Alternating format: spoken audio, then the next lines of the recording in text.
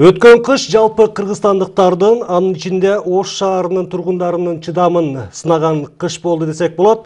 Анткени кургакчылыктан суу тартыш болду, анын кесепетинен электр энергиясы тартыш болот деген маалыматтар тарап элге түшүндүрүү иштери жүрдү. Чынын айтканда айрымдар мындай шартта өкмөт менен жергиликтүү бийлик кандай чара көрөт экен деп сынап карап турду. Күнмаектин бүгүнкү чыгарылышында Ош шаарынын мэри Айтмамат Кадырбаев менен шаардагы көйгөйлөр, аны чечүүнүн жолдору, келечектеги пландар тууралуу сөз кылабыз. Айтмамат мырза, студияга кош келипсиз. Көрсөтүүнү мен Кылычбек Мурзалиев алып барам. Ош шаарынын мэрине сурооңуздар болсо 67 11 41 телефонуна чалып, же болбосо 80 60 кыска номерине СМС жөнөтүп берсеңиздер болот. Айтмамат мырза, жогоруда айтылгандай, алгач кыш менен коштошо алалы. Кыш келердин алдында көмүр кымбаттайт, электр энергиясы тартыш болот, Ош шаарында газ жок деген маселе менен кыш тоштук эле. Кыштан кантип чыктыңыздар? Туура айтасыз. Мына жалпыга маалым болгондой 2014 жылы 14 апрелде Ош шаарына Өзбекстан тараптан бир белгисиз себептер менен газ берүү маселеси токтотулган. Мына ошонун бүт барын көйгөйлөрдү эске алып, ошол газ токтотулгандан кийин 2014 жылы суунун көлөмү дагы бир топ аз болду. Биздин биринчи максаттардын бири ошол элибизди, шаардыктарды кыштан аман эсен алып чыгуу керек болчу. Ошол май айында эле биз коллегалык отурумда бул маселелерди карап, тиешелүү жетекчилерге тапшырманы берип, өкмөттөн дагы жардам сурап, ошол кышка май айынан баштап биз даярдык көрө баштадык. Мына мисалга айтып кете турган болсом, экономикалык коопсуздукка Ош шаарына 2014 жылы 237 миллион сом акча каражаты салынды. Анын 25 миллиону Ош шаардык бюджетинин эсебинен болду. Газдын жоктугу биз үчүн, шаардыктар үчүн бир топ көйгөйлүү маселелерди жаратты. Ошол маселенин чечүүнүн үстүндө биз ошол көмүрдүн баасы кымбат болот деген дагы сөздөр жүрүп атты. Ошол багытта биз көмүрчүлөр менен түздөн түз сүйлөшүп, мына бүгүнкү ошол мезгилде болуп аткан окуяны туура түшүндүрүп, бир патриоттук сезимдерин ойготуп, ошол көмүр кенчилер менен сүйлөшүүлөрдү жүргүзүп, көмүрдүн баасын биз 4 сомдон ашырбадык. Ошол жер үйдө жашаган тургундарыбызга 4 сомдон убагында ошол көмүр тартууладык. Андан сырткары биз мына энергетика тармагында көп мындай бир эбегейсиз бир чоң иштер болду. Мына мисалга алып кете турган болсок, 40 мегаваттуу 2 жаңы трансформатор Ош шаарында алмаштырылды. Андан сырткары 2 чоң 16 мегаваттуу трансформатор алмашылды.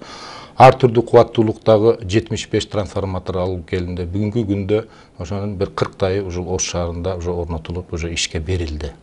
Эми ушул электр көмөк чордондор орнотулуп бүттү. Эми мындан ары ушул көмөк чордон орнотуш керек деген маселе жаралбайбы?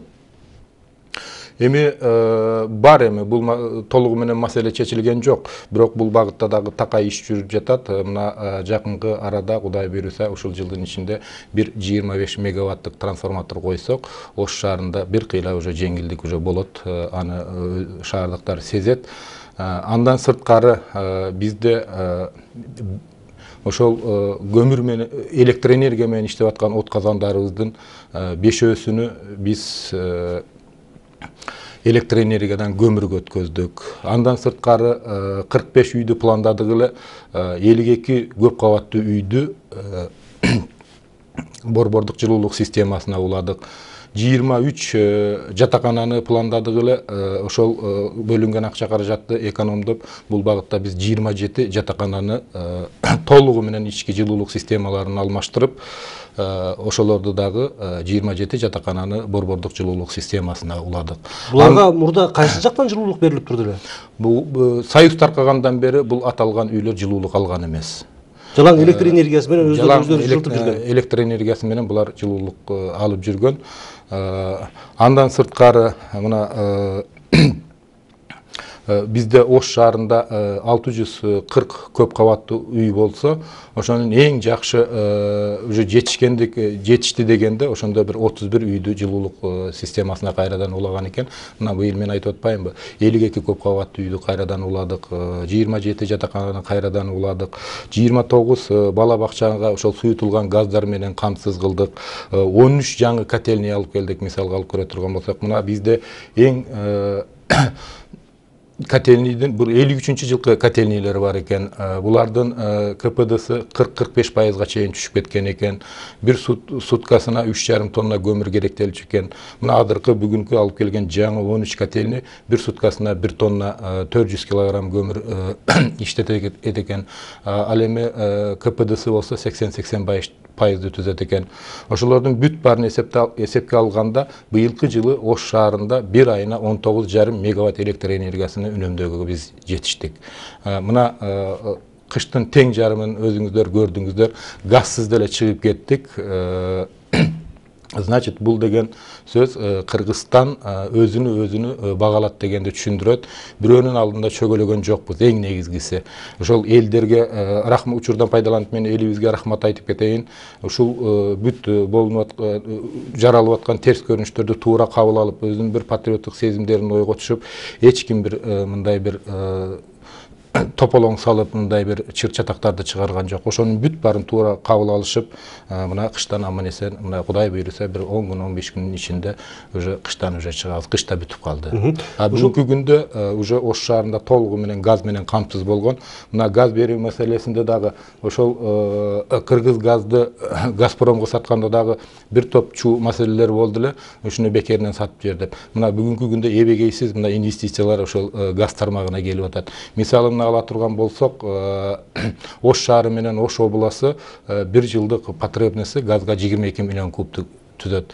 Ал эми кечээ ошол Газпромдун жетекчиси келип, ошол өкмөттө чоң жыйында катышып, өзүнүн ошол бизнес инвестицияларын бүт баарын айтып, бизге түшүндүрүү жүргүзүп кетти. Эгерде ушул бүгүнкү күндө биз бир жылына 22 миллион куб газ ала турган болсок, ошол 30-жылга чейин булар бизге 62 миллион куб газ бере турган болду жылына Ош шаары менен Ош областына. Демек, бул деген ушул түздүктө жайгашкан, не то что Ош шаары, түздүктө жайгашкан райондор толугу менен, Кудай буйруса, газ менен камсыз болот. Айтмамат мырза, телегөрүүчүнүн суроосун угуп алсак, түз байланышта. Анан маегибизди улантабыз. Саламатсызбы? Өзүңүздү тааныштырып, сурооңузду берсеңиз болот. Июнь окуясы боюнча биз мына мерге 3 жолу калдык элек. Ушул июнь окуясы боюнчачы. Анан бул зарплатанын чечүүсү боюнча бизге батирлер бериле башташ керек эле. Ноябрь айында. Ошол боюнча деги эле бир азыр жооп жок болот да, кайда кайрылбайлы, жооп жок. Өзүңүздүн атыңызды, жашаган жериңизди айтып койсоңуз? Мен Ошто турам, Анар микрорайонунда квартирада турам. Ошол июнь окуясында жабыркап үйүңүз күйүп кетти эле, эмне болду эле? Менин жолдошум эме ок жеген да. Пострадавший. Рахмат сурооңузга. Бул Ош шаарында салынган батирлер боюнча өкмөттүк атайын комиссия түзүлгөн. Ошол комиссиянын акыркы отуруму калды. Эгерде сиз ошол тийиштүү документтерди ошол комиссиянын киргизсеңиз, бул маселе сөзсүз түрдө каралат. Ошол жерде сиз чындап ошол жабыркаганбы, ошол атайын комиссия бар, ошол текшерүүдөн өтүш керек. Ош шаарынан келди көрүнөт. Мына СМС суроолор, жеңилдетилген кредит булобу, жооп берип койсоңуз дейт. Ош шаары боюнча ушул багытта өзүнчө кандайдыр бир долбоорлор иштеп жатабы, же бул өкмөт тарабынан жүргүзүлчү ишпи? Бизде азыр ошол Ош шаардык мэрия тарабынан кепилдик фондубуз бар. Эгерде ошол кредит алам десе, бизге кайрылса, биз кепилдик кылып беребиз. Исанова Юго-Востокко зал салса жакшы болмок дейт. Буну мен эртең Кудай буйруса Ош шаарында болом. Ушу майрамдан кийин мага түз келип кайрылсаңыздар, бул маселени биз карап көрөйлү жеринде. Айтмамат мырза, быйылкы жылды президент улуттук экономиканы өнүктүрүү жылы деп жарыялады. Бул багытта кандай иштерди жасаган жатасыздар? Деги эле ушул инвестиция тартуу багытында атайын сиздерде долбоорлор иштелип чыкса керек. Анткени быйыл улуттук экономиканы чыңдашыбыз керек. Негизи эле Кыргызстан өзүнүн экономикасын чыңдап, бирөөдөн көз каранды болбой, өз алдынча эгемен мамлекет катары өзүнүн экономикасын чыңдаш керек. Заман деле ошого талап кылып калды. Мына мен мисалы катары айтып кете турган болсом, былтыркы жылы Ош шаарына тартылган инвестициянын көлөмү 4,7 миллиард сомду түздү. Өзүңүздөр жакшы билесиздер, мына 2010 жылы Ош жана Жалал Абад шаарларын кайрадан калыбына келтирүүдө ошол дирекцияга 4,5 миллиард сом акча каражаты кеткен. Эми 4,7 миллиард сом бул биздин шаар үчүн бул аябай жакшы сумма. Мына быйыл дагы Кудай буйруса ушундан кем эмес инвестиция тартканга бизде мүмкүнчүлүк бар. Эми ошол инвестицияны тартканда кандай мамиле кылыш керек? Мына мен башынан эле ушул жаңы кызматка келгенде 3 негизги принципти тутуп иштеп келетамын. Бул биринчи кезекте бул мыйзамдуулук, ачык айкындуулук, анан ошол жасалган жумуш ошол эл менен бирге болуш керек. Мына акыркы мезгилдерде мына 1 жылдын ичинде Ош шаарын мен 3 жолу элдер менен жолугушууну өткөздүм. Ушул келип аткан 4,7 миллиард сом ушул мыйзамдуулук сакталганын эсебинен, ошол ачык айкындуулук болгонун эсебинен мына Ош шаарына ушундай чоң көлөмдөгү инвестициялар келип атат. Бул чет элдик инвесторлор, бул ички жана сырткы инвестицияны кошкондо. Быйыл дагы мына Кудай буйруса көп мындай бир арбын чоң пландарыбыз бар. Ошолорду ишке ашыра турган болсок, инвестициянын көлөмү былтыркыдан кем болбойт деген ой. Айтмат мырза, түз байланышта тил көрүүчүбүз бар экен, суроосун угуп алсак, саламатсызбы? Өзүңүздү тааныштырып, сурооңузду берсеңиз болот. Кеңештеги Кейке айылында ошол жерде суу чыкпайт да. Ошол суу маселеси кандай, качан болот деп сурайын дедим. Рахмат сурооңузга. Да, бул суу маселеси Ош шаарында негизги проблемалардын бири.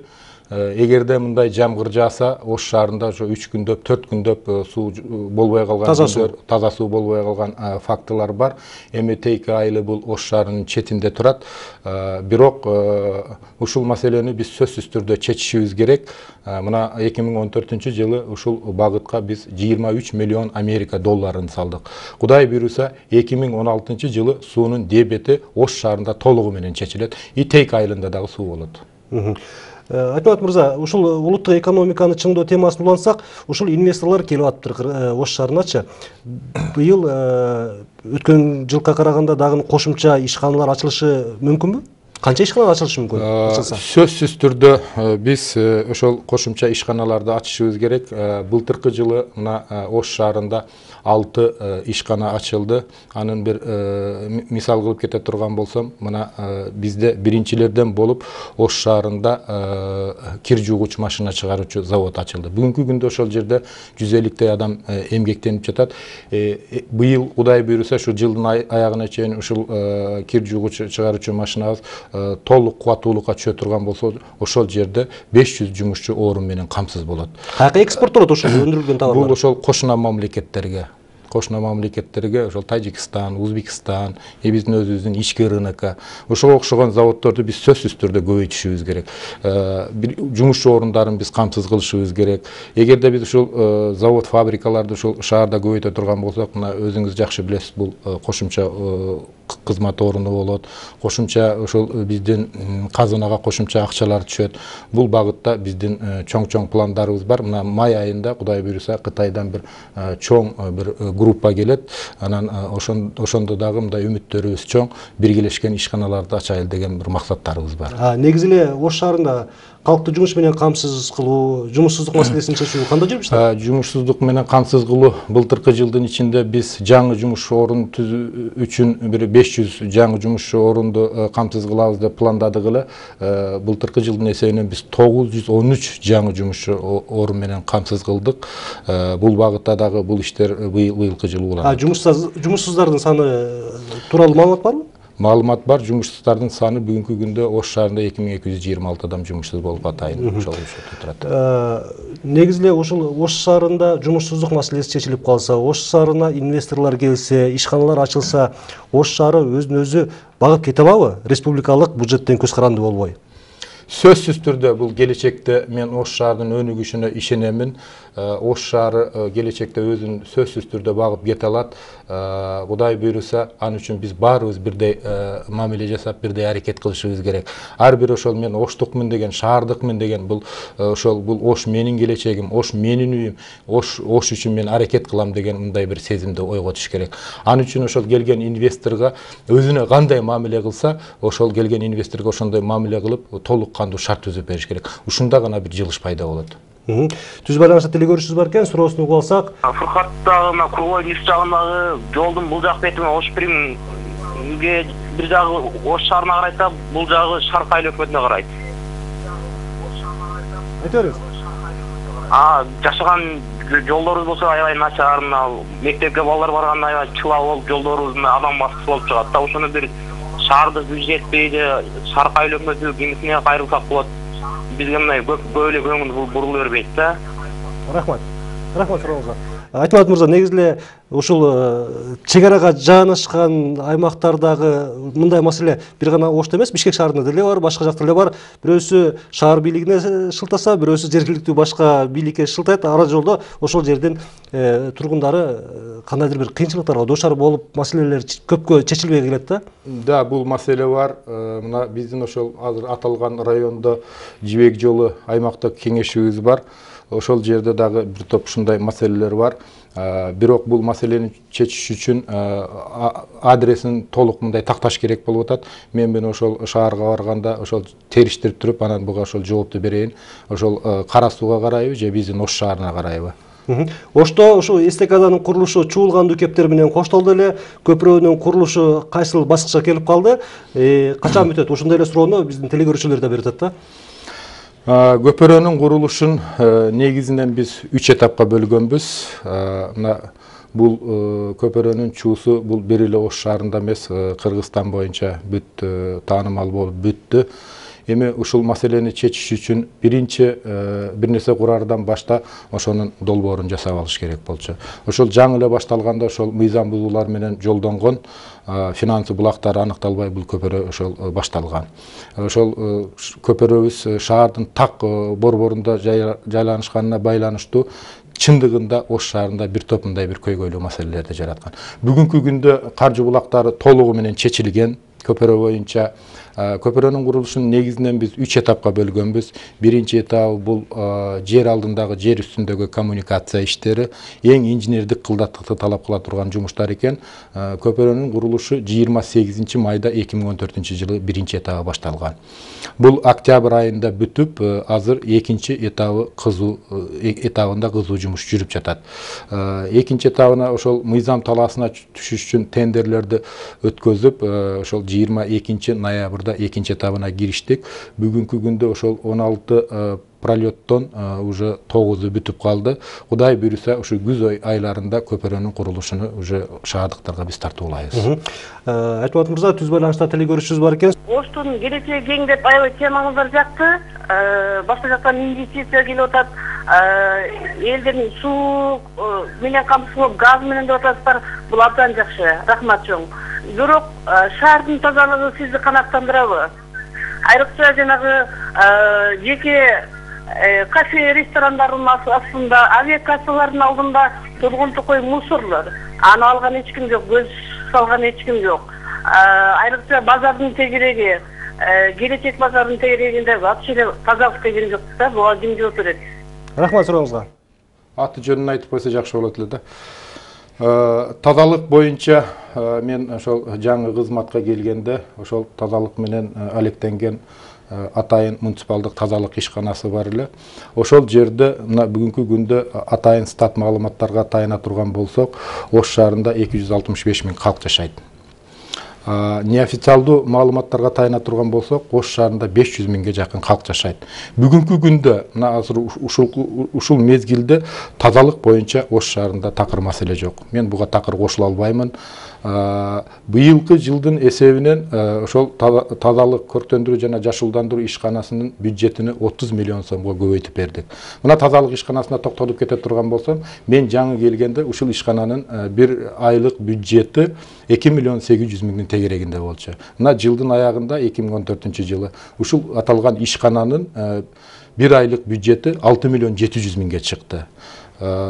Значит, мындан ары дагы ошол акча каражатын көбөйткөнгө мүмкүнчүлүк бар. Мен азыр ошол жетекчисине кече ушул жака келердин алдында эле тапшырманы бергенмин. Ушул апрель айларына 8 миллионго ошол бир айлык бюджетин жеткизесиңер деген тапшырманы бердим. Эми өзүңүздөр ойлоп көрүңүздөр. Ошол жаңы келген айларда ошол 140 миң абоненттин эсебинен ошол Ош шаарыны толук ошол тазалап жүрүшкөн экен мага чейин. Эми бүгүнкү күндө ошол абоненттердин саны 182 миңге жетти. 182 миңге жетти. Биринчи жолу быйылкы жылы ошол аталган ишкана өзүнүн күчү менен жаңы техникаларды сатып алат. Бул дагы чоң жетишкендик. Андан сырткары бизде азыр Ош шаарында 2 жаңы проект иштеп атат.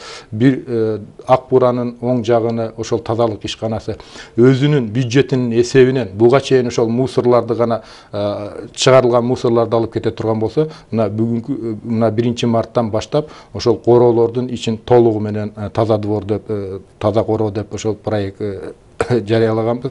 Иштеп атат ошол проект өзүнүн күчү менен ошол толугу менен короолордун ичин шыпырып, подъезддерине чейин жууп, ошол тазалык ишканасы ушул кызматты аткарат. Экинчи долбоорубуз бул Акбуранын экинчи жагында, ал жерде дагы бүгүнкү күндө мындай кызуу жакшы иштер жүрүп атат. Короолоруна чейин тазалап, ошол даже подъезддерине чейин бүгүнкү күндө жүрүп атат. Тазалык боюнча быйыл көрктөндүрүү жашылдандыруу боюнча Ош шаарында маселе жок. Таштанды таласы боюнча кандай болот? Анткени Бишкек шаарында таштанды таласынын маселеси чечилбей, түтөп күйүп турат. Бул маселени тез арада чечиш керек деген маселе көтөрүлүп. Бишкекке салыштырмалуу бизде бул проблема бирдеке жеңилирээк, бирок ошол проблема бүгүн болбосо эртең бизде ошол болот. Бул багытта дагы азыр Европейский банк развития реконструкция менен иштеп атабыз. Ошол мусорный полигонду курганга азыр ошол жерлерин аныктап даярдап жатабыз. Эсеме суроолорго кезек берсек, Жапалакка канализация качан келет дейт? Былтыркы жылдын эсебинен биз Ош шаарына 3,2 километр канализация иштерин жүргүздүк. Быйылкы жылдагы ошол бюджетте 10 миллион сом акча каражаты каралды. Бизде мындай принцип бар: эгер 70%-ны ошол тургундар төлөй турган болсо, биз 30%-ны Ош шаардык мэриясы колдоп берет. Медресе айылы качан Ош шаарына кошулат дейт? Ушундай маселе барбы? Ген план пока иштелип жатат. Быйылкы жылдын аягына чейин ошо Ош шаарынын генералдык планы бүтүп калса, анан ошол маселелер ошол генералдык пландын алкагында карала турган маселелер. Калинин көчөсүндөгү запчас базарды жапса болбойбу? 2 ай жабылып, мечиттин жанында пробка болбой калды эле. Рахмат. Калинин көчөсүндөгү автозапчас базары бүгүнкү күндө да жабык. Биз Оштогу дачадан бизге таза суу керек, кандай жардам бере аласыздар дейт. Азыркы аты Курманжан Датка көчөсү 2 дейт. Курманжан Датка 2 дейт.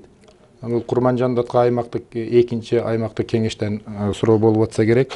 Мен кече эле бюджетке бул маселелерди киргизгенбиз. Действительно ошол Курманжан Датка экинчи аймактык кеңешинде ошол Горная Полянада бул маселе бар. Бул быйыл жылы бюджетке киргизилди, бул чечиле турган маселе. Шаардагы көп каттуу үйлөрдөн жан жааганда суу өтөт. Крышаларды оңдогонго жардам бере аласыздарбы? Качан ишке ашат? Же буну ошол жергиликтүү ошол үйдө жашаган тургундар өздөрү ошол маселени чечиш керекпи? Жок, бул принцип бизде бул бир эле ошол жашаган жашоочуларда эмес, бул Ош шаарында, Ош шаардык мэриясы тарабынан бул маселелер чечилген. Мисалга ала турган болсок, ошол 30%-ны мэрия төлөп берет, эгер ошол жашоочулар 70%-ны өздөрү көтөрсө. 218 кварталдын аты ушул күнгө чейин коюла элек. Паспорт участок коюу проблемасы, суу, жол жана башкалары бар дейт. Да, bunday проблемалар 218, 222, 224 kvartallarda бар. Бул маселе өзүнүн убагы келет, ошондо чечилет. Ош Бишкек станциясы качан иретке келет дейт? Эми бунун баары ошол Ош-Бишкек стоянкасы ошол жаңы курулуп аткан көпөрөнүн тегерегинде. Ошол көпөрө бүтсө, Кудай буйруса, ошол жерде бир топ мына бүгүнкү күндө башаламандыктар бар, аны моюнга алыш керек. Көпөрөнүн бүтүшү менен ошол жерде бир сыйра мындай бир кыйла мындай бир тартип болот. Ишкаван айылы качан шаарга кошулат? Рахмат. Ишкаван айылы шаарга кошулуш боюнча азыр маселе жок, андай маселе коюлган эмес. Урматтуу мэр, биринчи суроо, Ош шаарынын Ош районунан Түз Шайыт төбө тарапка көпүрө жакын арада салынабы? Экинчи суроо, Жапалак айыл өкмөтүнө караштуу дейт. Бул көпөрө келечекте сөзсүз түрдө салыныш керек, но бүгүнкү күндө ошол баардык ошол акча каражатына байланыштуу болуп атат. Бирок биз аракеттерди жасап атабыз. Мына былтыркы жылы эле ошол Япония мамлекети менен 2 жолу сүйлөшүүлөрдү өткөздүк. Ошо шаарга кошумча 3 көпөрө салуу боюнча. Бүгүнкү күндө ошо сүйлөшүүлөр жүрүлүп атат. Эгерде ошол оң жагына чечилип кала турган болсо, бул маселелерди биз карасак болот. Экинчи суроосу, Жапалак айыл өкмөтүнө караштуу Пятилетка айылындагы эски мектептин ордуна эмне курулат дейт? Пятилетка айылындагы эски мектептин ордуна бала бакча курулат. Ушул Быйыл баштайбыз. Бала бакча деп калдыңыз. Негизи Кыргызстанда ушул бала бакча, мектеп көйгөйү бар. Анткени калктын саны өсүп атат. Мектеп, бала бакчалардын саны тилекке каршы жетишсиз болуп атат. Бул жалпы эле Кыргызстандын аймагында. Сиздер ушул маселени чечүүнүн кандай жолдорун карап жатасыздар? Канча мектеп, канча бала бакча курулат? Былтыркы жылдын эсебинен Ош шаарында 2 бала бакча курулду. Эми бул проблема Ош шаарында мындай бир эң көйгөйлүү маселелердин бири. Ош шаарында мына мисалга айта турган болсок, бала бакча менен 30% гана камсыз болгон. Эми өзүңүздөр жакшы билесиздер, бала бакчага барган баланын айырмасын, барбаган баланын айырмасыны.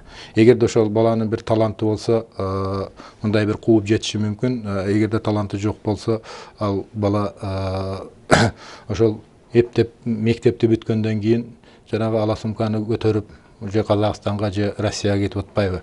Ошондуктан биз ар дайым айтып жүрөбүз, биз татыктуу тарбия беришибиз керек, татыктуу билим беришибиз керек деп. Бул маселелер быйыл дагы Кудай буйруса бир 2 мына курулуп жаткан бала бакча бар, ошону жумушка беребиз. Андан сырткары ошо 2 бала бакчанын курулушун биз пландап жатабыз.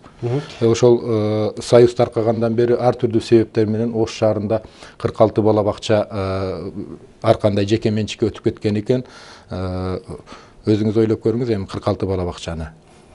Саламатсызбы? Мен Ош шаарынын тургунумун, жеке ишкермин дейт. Мини завод ачайын деп жатам. Кандай жеңилдиктер бар? Налог жагынан, өкмөт жагынан жооп берсеңиз, рахмат дейт.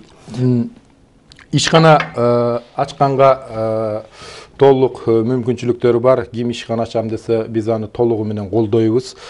Мен жана айтпадым беле, бизде кепилдик фонд бар деп. Эгер ошол жагына муктаж боло турган болсо, ошол жагында да биз жардам бергенге даярбыз. Айыл чарба тармагында иштегендерге жеңилдетилген кредит берилип атпайбы? Айыл чарба тармагында иштегендерге мына былтыркы жылы ошол жер темизгичтерди арзандатылган баада бердик. Мына Кудай буйруса быйыл дагы ошондой жардамдар күтүлүүдө.